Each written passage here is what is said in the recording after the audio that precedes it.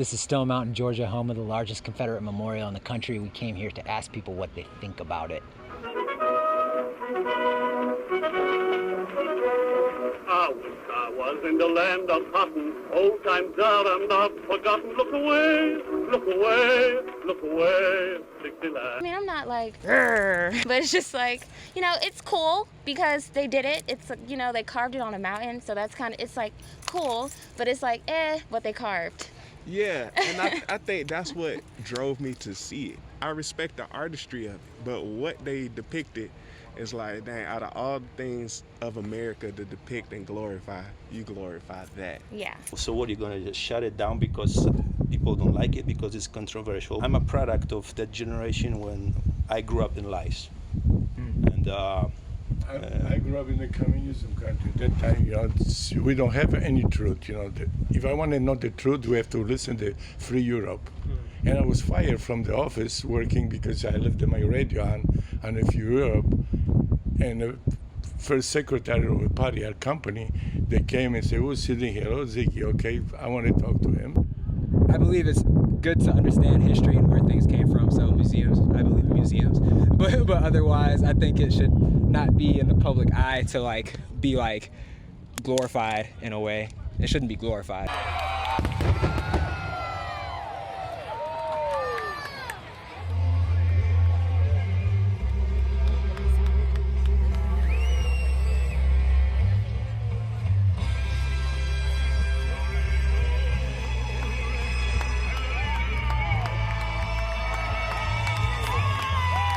There's a cure to those feelings, those that like wanting to own people, wanting to be more superior than people. If you come together with people, you understand that we kind of share the similar mindset that is gifted to us from God. What do you think of it?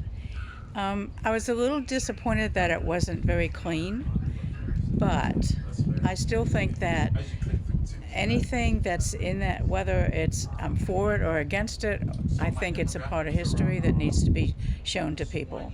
Because if you hide things like that, they'll never know. Your kids who are growing up and their kids will never know.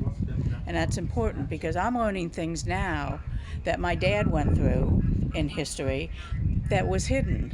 I didn't study in my history class at all. I ain't do nothing. My friend honestly helped me through history class. So I wouldn't be able to tell you nothing about them. I'm not gonna lie. Yeah, we know that obviously slavery was bad, but at the same time slavery was part of life back then. And America as a country actually evolved. So we are better, and this is like, there was some militia groups or whatever a month ago. Move out the fucking way, all that shit! Hey man, point that barrel down! Turning down statues and all that stuff makes no sense whatsoever. Listen, if it was taken down, I wouldn't be mad, you know. But like I said, I believe everybody was on every side of everything, and it's not the way that we think it was, where it was just polarized, all black against all white. Probably 50 years from now, they're gonna think Michael Jackson was white, you know. Like we're not taught about pre-colonial history, is what I'm saying. And there's a lot of it's brushed over, you know. Everything that is not verified is a mystery. Artifacts are hidden. I mean, come on, that's what certain organizations do is you know, make sure that the narrative is controlled, and that's what they mean by a matrix, you know. So you gotta just go within, and if you study enough, you read enough, you watch people's actions enough, follow the money, you'll start to recognize patterns, and you'll be able to discern what's true for yourself. So that's really what I can tell you. Meditate, do some yoga, you'll be all right. Honestly, it doesn't bother me at all. I run up here 5 times a week, and it's not something that I put into my mind at all. I think people are trying to bait like a race war, you know, something like that along those type of lines, man. But I think I see you, you see me, and we're all friends, you know what I mean? Do you think you're in the silent majority on that, or the minority, or?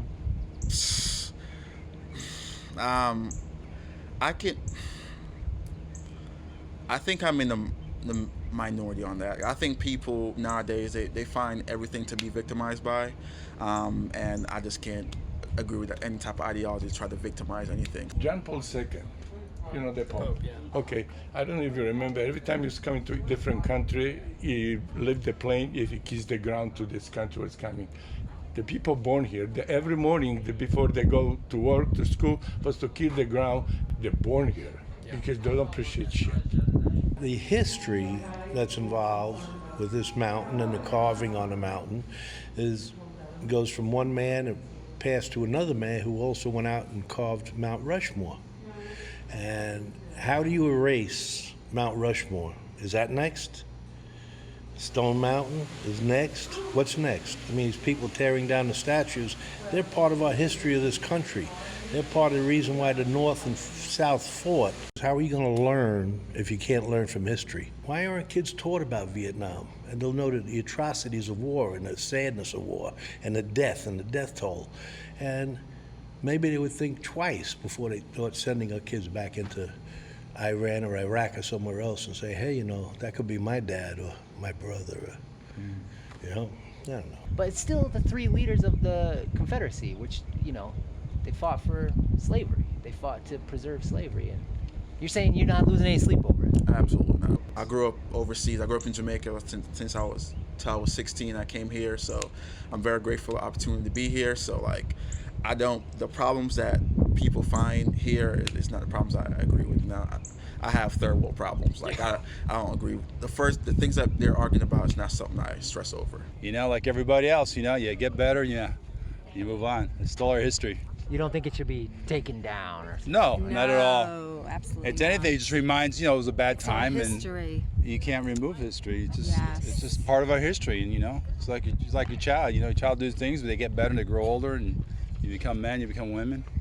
So as a nation's still growing, we can always do better, but no, it's just stay. Yeah, this is the best country you could possibly live in. I mean, I've been to some crappy countries, and I mean, I fought in some crappy countries, lived in some crappy countries, and I can tell you, bar none, there is no place I would rather be. Did you already vote? Yes, I did. Blink twice if you voted for Trump. Just kidding. I had a feeling. I did. It's like a dirty past in our, you know, in American history. Like, we don't need to glorify, you know, our past of, you know, to this magnitude. Think it should be taken down? Oh yeah, most Yes. definitely. Most definitely. Like, yeah, like, you know, like for what it stands for. And I mean, even just this whole park, like, not the whole park being taken down, but, you know, like, this is where the Klan hold rallies at and all that good stuff. Like, Yeah, you gotta go. I gotta go. You gotta go. Has to go. You gotta go. The trail nice though, but yeah, nah. Yeah. Especially like it being like hung up and stuff. Like maybe like actually like a little memorial like thing for it or something, and like maybe make it historical, but not like waving. Like it's kind of glorifying. Yeah. Yeah. Kinda. Yeah. What does it make you feel when you see it? Uncomfortable. Yeah. Hella uncomfortable. Yeah.